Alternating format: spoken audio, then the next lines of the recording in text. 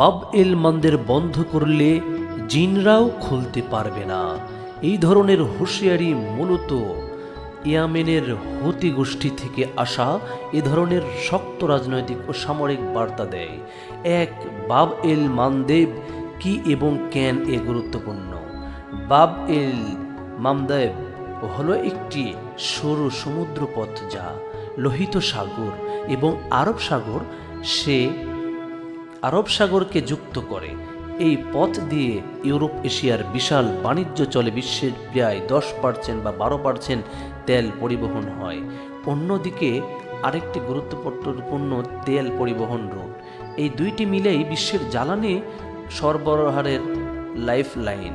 তাদের পরিকল্পিত হুতিদের হুঁশিয়ারির অর্থ কী? হুতিদের বক্তব্য, তারা চাইলে বাব এল মান্দেব সম্পূর্ণ বন্ধ করে দিতে পারে এবং সেটি এতটা কঠিনভাবে বন্ধ করবে যে কেউ খুলতে পারবে না। এর মাধ্যমে তারা বোঝাতে চাচ্ছে তাদের সামরিক সক্ষমতা, ড্রোন, মিসাইল, নৌ হামলা, আন্তর্জাতিক হামলা চলাচল ব্যবহৃত করার ক্ষমতা, পশ্চিম দেশ ও ইসরায়েলের ওপর চাপ দৃষ্টি।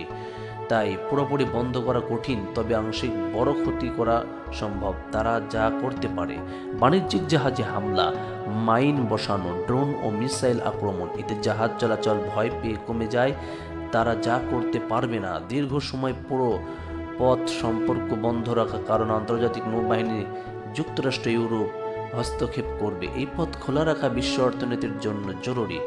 কেন এই হুমকি দিল? কথাগুলো: ইসরায়েল গাজা ও মধ্যপ্রাচ্যের সংঘাত, ইরান যুক্তরাষ্ট্র উত্তেজনা, ইয়েমেন চলমান যুদ্ধ ও হুতির মূলত ইরান সমর্থিত হওয়ার এই হুমকি বৃহত্তম ও রাজনীতির অংশ। যদি পরিস্থিতি খারাপ হয় এর প্রভাব কি হতে পারে? তেলের দাম হঠাৎ বেড়ে যাবে, বিশ্ব বাজারে বড় ধাক্কা লাগবে, জাহাজ চলাচল বিকল্প পথে ঘুরবে, সময় ও খরচ কয়েক গুণ বাড়বে, জিনরাও খুলতে পারবে না। বাস্তবতা এটি প্রচারমূলক। তারপরে